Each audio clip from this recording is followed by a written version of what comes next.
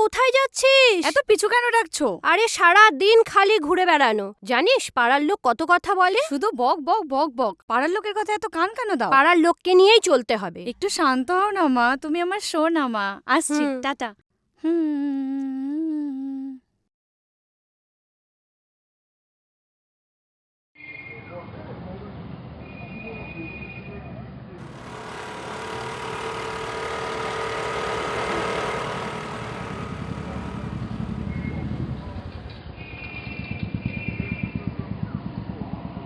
বলো, কি বলবে বলছিলে? এখানে বলা যাবে না, চলো না কোনো একটা ফাঁকা জায়গাতে গিয়ে একটু মনের কথা খুলে বলি। কিন্তু আজকে তো আমি বাইক আনিনি। ঠিক আছে, আমার স্কুটিতেই চলো। কেমন পোশাক পরে এসেছো? দেখে তো মনে হচ্ছে পুরো বস্তির ছেলে। কই, আগে তো বেশ ফিটফাটি আসতে। ওই সমস্ত ছাড়ো, অন্য কোথায় যাবে বলছিলে, চলো। ঠিক আছে, চলো।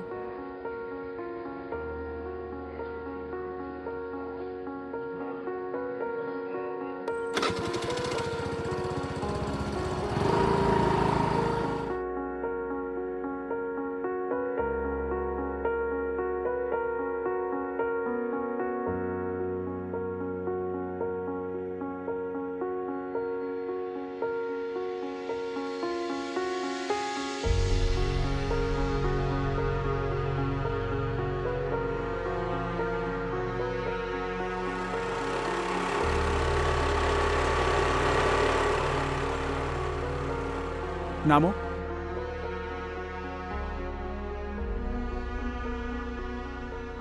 সায়ন, তুমি আমার এরম একটা জায়গা কেন নিয়ে এলে? পূজা, তুমি তো বলেছিলে এমন কোথাও নিয়ে যেতে যেখানে শুধু তুমি আর আমি।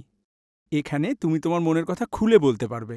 ও আচ্ছা, তাহলে শুরু করা যাক। না, বাইরে না, ভেতরে চলো, বাইরে সমস্যা হতে পারে। কি হলো, বিশ্বাস নেই আমার প্রতি? চলো ভেতরে, এসো।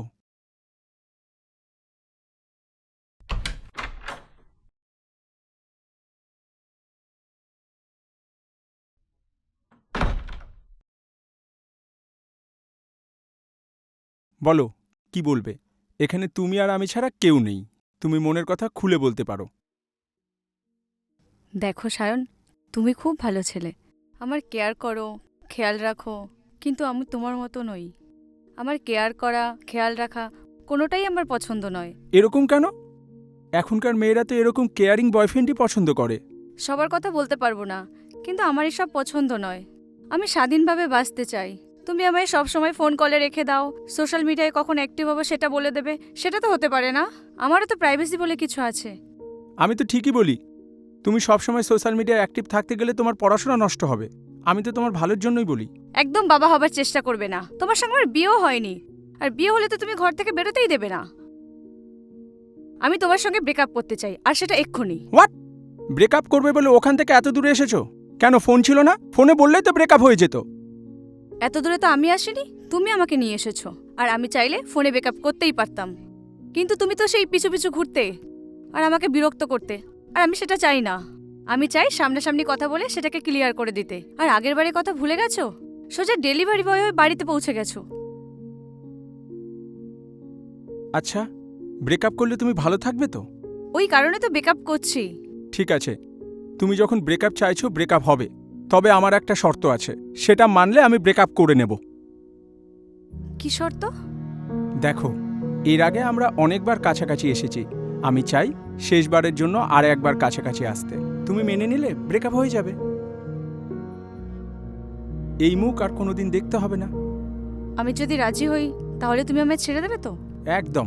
আর তোমায় একটুও ডিস্টার্ব করব না। এটা শেষবারের মতন। আর যদি তুমি এরপর আমায় ফলো করো তাহলে আমি কিন্তু সোজা থানায় যাব।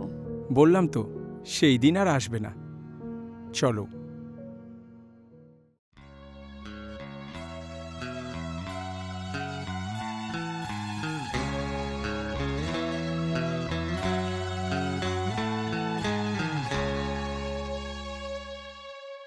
পূজা, তোমাকে কথা দিয়েছি এই মুখ আর কখনো তোমাকে দেখাবো না।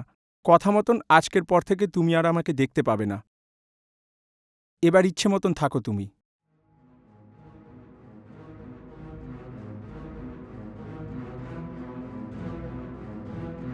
সায়ন, সায়ন, সায়ন। সায়ন, সায়ন দরজা খোলো। সায়ন, দরজা খোলো, প্লিজ দরজাটা খোলো। আমার সঙ্গে মজা করো না, আমি তো তোমার সব কথা শুনেছি। প্লিজ দরজাটা খোলো। সায়ন, প্লিজ দরজাটা খোলো, দরজাটা খোলো।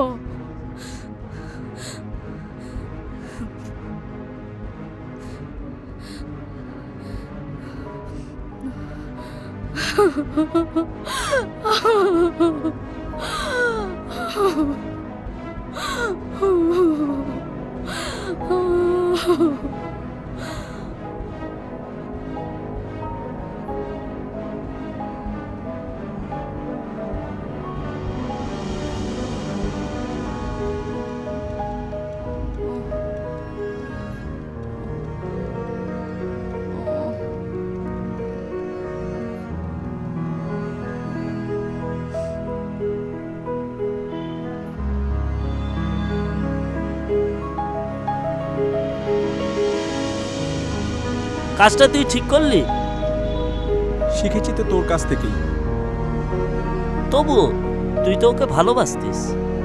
ভালোবাসতাম, এখনো আমি ওকে ভালোবাসি, আর ওর জন্যই এই সব কিছু। চলি রে, ভালো থাকিস।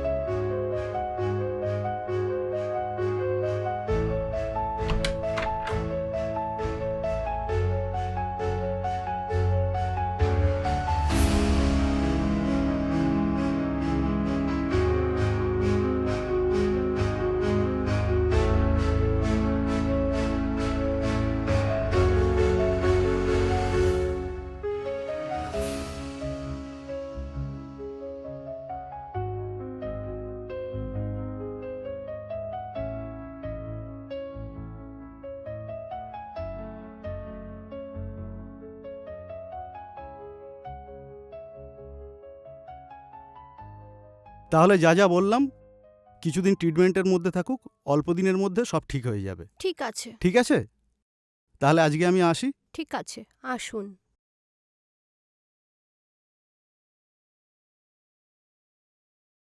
এখন কেমন আছে? এখন একটু ঠিক আছে। তাহলে কি আমি কিছু জিজ্ঞাসা করতে পারবো? কিরে মা, একটু কথা বলতে পারবি? হুম, ঠিক আছে। আচ্ছা, তোমাকে তোমার বয়ফ্রেন্ড সায়ন ওই জায়গায় নিয়ে গেছিল, না তুমি নিজে থেকেই গিয়েছিলে? ওই নিয়ে গেছিল। তুমি একে চেনো? আর এ কি ছিল সেদিন তোমাদের সাথে?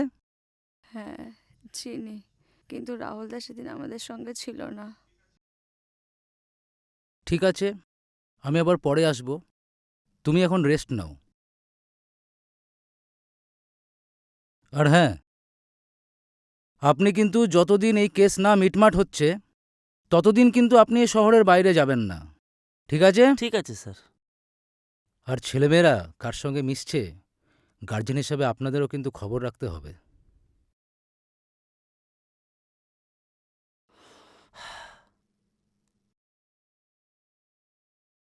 হ্যাঁ, রাহুলদা, বলো। সায়ন কোথায় আছে? তোমাকে যেদিন ওই ঘরে আটকে রাখে, তার পরদিন সন্ধ্যাবেলায় সায়ন সুইসাইড করে। আমি জানতাম না যে তোমাকে ঘরে বন্দি করে সুসাইড করবে। আমি যে ওই বাড়িতে বন্দি আছি তুমি জানলে কিভাবে? তোমাকে আমি মিথ্যে কথা বলবো না। সায়নের ওই বাগান বাড়িতে মাঝে মাঝে আমি আড্ডা দিতে যেতাম ওর সাথে। তোমার নিখোঁজ হওয়ার পোস্টার দেখে আমার সন্দেহ হয়। ভাবলাম ওখানে হয়তো তোমাকে আটকে রেখেছে। আমি পুলিশকে খবর দিই। ঠিক আছে, তুমি যাও। আর থ্যাংক ইউ আমাকে বাঁচানোর জন্য। ঠিক আছে, ভালো থেকো। হ্যাঁ, আসছি।